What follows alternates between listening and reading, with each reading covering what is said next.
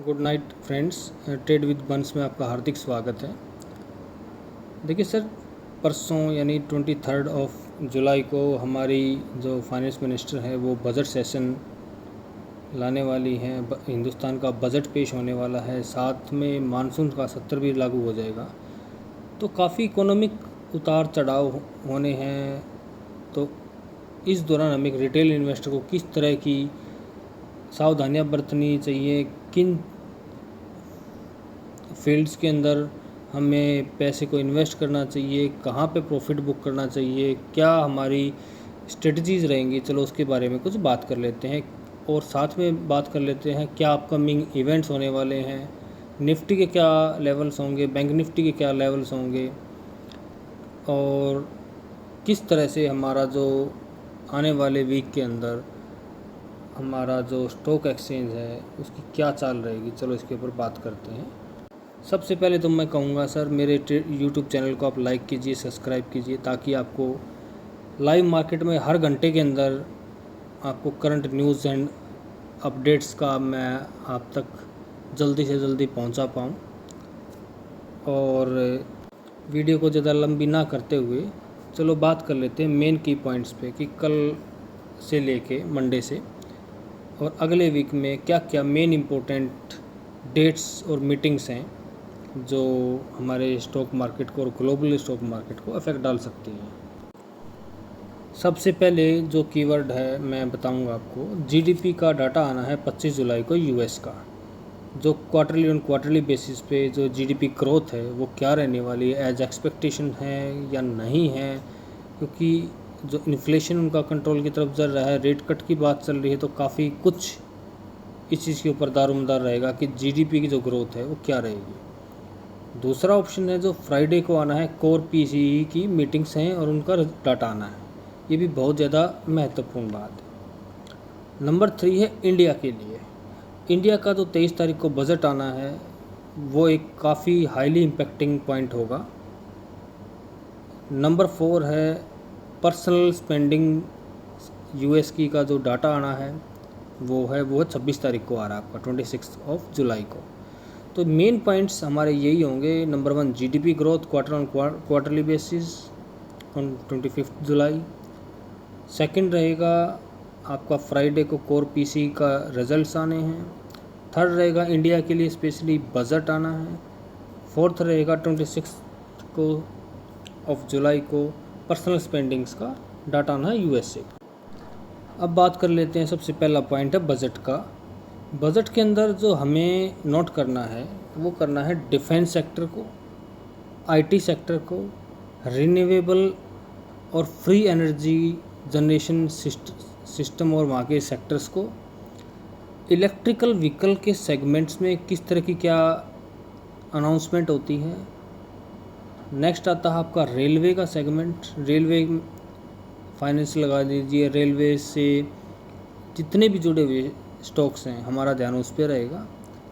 और last thing रहेगी PSU segments, public sector units के अंदर निर्मला सीतारमण जी पिछले 5 साल से काफ़ी कुछ स्ट्रेस डाल रही हैं। आपकी बार उनकी क्या योगदान रहेगा, क्या वो पीएसयू सेक्टर के लिए वो डालती हैं नई स्कीम्स और नए जो बोलते हैं बजट सेशन के अंदर उनकी अनाउंसमेंट रहेगी, वो क्या रहेगी, वो काफ़ी कुछ देखने लायक बात होगी।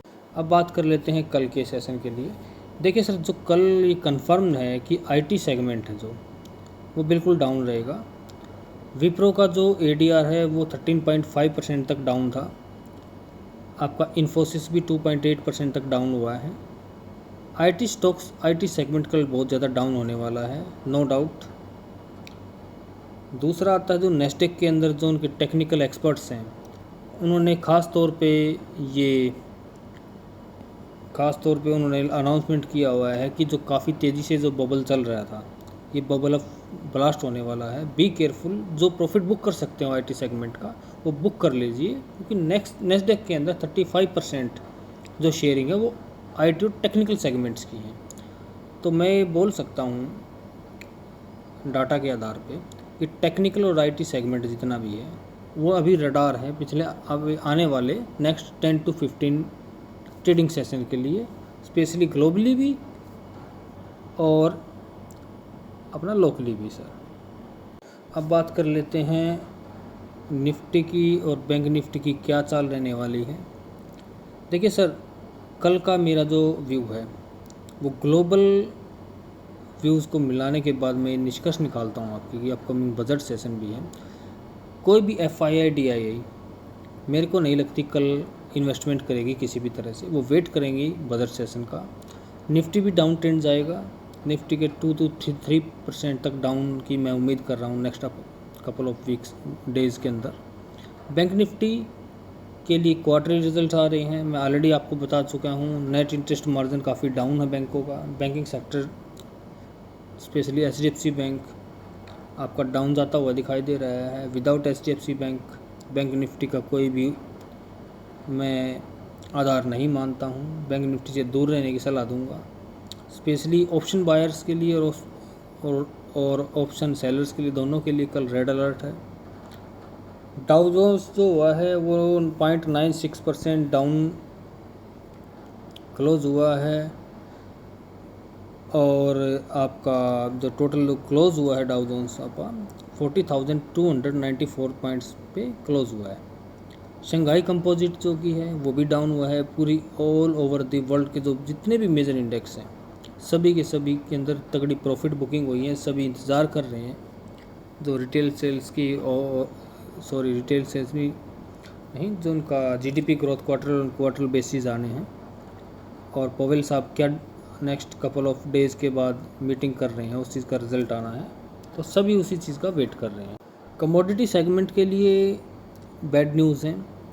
हूती ने और इजराइल के अंदर ज़बरदस्त लड़ाई चल रही है, कोई भी समझौता करने में इंटरेस्ट शो नहीं कर रहा है, दोनों आर पार की लड़ाई पे तुले हुए हैं। आज भी सुबह 6:30 पे गाज़ा पट्टी के अंदर इजराइल ने बहुत ही तगड़ी बम्बार्डमेंट की है। बहुत तगड़ी बम्बार्डमेंट के कारण उसका क्रूड ऑयल पे हमें एक नेगेटिव असर दिखाई दे सकता है। क्रूड ऑयल जो अभी 27 डेज से डाउन ट्रेंड में चल रहा था, हो सकता है कंसोलिडेशन हो जाए या अप ट्रेंड में चल जाए, क्योंकि जब मिडिल ईस्ट के अंदर टेंशन स्टार्ट होती है, आपके क्रूड ऑयल के रेट्स आपके बढ़ते हैं, तो कल ये चीज़ भी देखने लायक होगी। बाकी ओवरऑल जो हमारी स्टॉक मार्केट हैं उनके की जो पॉइंट्स एक्सेलेरेटर्स हैं उनको देख लेते हैं एक बार। देखिए, डॉलर करेंसी इंडेक्स जो है पहले के मुकाबले में मजबूत होता हुआ दिखाई दे रहा है। US का जो 10 ईयर बॉन्ड है वो 4.24 पे काफ़ी दिनों से लगभग 1 वीक से स्टेबल है। USD to INR है 83.70 है, 0.14% की इसके अंदर तेज़ी है। लेकिन जिस तरह से FII और DI ज़बरदस्त आंख बंद करके हिंदुस्तान के अंदर इन्वेस्टमेंट कर रही है, मेरे को नहीं लगता कोई रेड अलर्ट होगा। क्रूड ऑयल अभी 3.5% तक डाउन क्लोज हुआ है, लेकिन कल जो मैंने आपको बताया हूती और इजराइल के बीच में ज़बरदस्त बम्बार्डमेंट हो रही है। मिडल ईस्ट के अंदर ऑयल का जो ट्रांसपोर्टेशन है उस पर फ़र्क पड़ सकता है। हो सकता है ये हाइपो भी हो, लेकिन मेरे को कल कंसोलिडेशन या अप ट्रेंड तक की उम्मीद है। डाउ जोन जो काफ़ी क्लोज पॉइंट बंद हुआ है 1.03% तक का। तो ओवरऑल जो अभी तक मार्केट का जो टोटल सेंटिमेंट मेरे को नज़र आ रहा है, अगर बजट सेशन ना हो तो सब कुछ ओके ही नज़र आ रहा है FII DI की नज़र से मद्देनज़र देखे तो। बाकी जो कल होने वाले लाइव अपडेट्स है प्री मार्केट ब्रेकफास्ट में आपको डालूँगा। बी केयरफुल, कोई भी फ्रेश बाइंग ना कीजिए, जो भी ख़रीदारी करे कैश में ख़रीदारी कीजिए। जो स्टॉक्स काफ़ी मजबूत हैं, काफ़ी लंबे टाइम से अप ट्रेंड में हैं, मैं कहूँगा आपसे प्रॉफिट बुक कर लीजिए। दोबारा मौके मार्केट ज़रूर देगी और फ्रेश बाइंग से बचिए। ऑप्शन ट्रेडर्स को काफ़ी कुछ सावधानी करने की ज़रूरत है, क्योंकि ऑप्शन ट्रेडर आज 2 पार्टों के अंदर फंसा हुआ है। ग्लोबल सेंटीमेंट बहुत तगड़े हैं, FII ज़बरदस्त बाइंग कर रही है। हिंदुस्तान का CPI डाटा ख़राब से ख़राब आता जाने लग रहा है। अब वो सीपीआई डाटा के अकॉर्डिंग अगर अपनी पोजीशन बनाता है तो ग्लोबल सेंटीमेंट उसको बीट कर देते हैं, ग्लोबल के अकॉर्डिंग करेगा तो इंडिया के डोमेस्टिक बजट, सीपीआई डाटा, बाढ़, मानसून का उम्मीद से ज़्यादा आ जाना, ट्रांसपोर्टेशन रुक जाना, महंगाई बढ़ जाना, ये जो लोकल मुद्दे हैं वो रिटेल इन्वेस्टर को मात दे रहे हैं।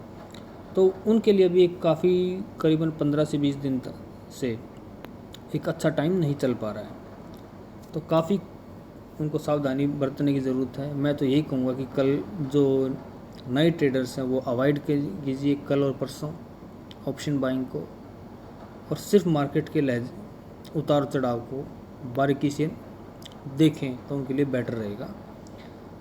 एक्सपर्ट जो बायर्स और सेलर्स हैं और इन्वेस्टर हैं उनको मैं एडवाइस देना चाहूँगा कि जब तक को बजट सेशंस और स्पेशली 4 to 5 सेक्टर्स जो मैंने आपको बताए हैं इनकी पिक्चर क्लियर ना हो लें तब तक किसी भी तरह का नई पोजीशन ना बनाएं, और जहाँ तक पॉसिबल हो सके अपना प्रॉफिट बुक करें। बाकी करंट अपडेट्स के लिए मेरे यूट्यूब चैनल्स को आप लाइक कीजिए, सब्सक्राइब कीजिए, फॉलो कीजिए, ताकि मैं आपको एक देसी लैंग्वेज में आपको कंप्लीट स्टॉक मार्केट की करंट न्यूज़ पहुंचाने में जल्दी से जल्दी कामयाब हो पाऊँ।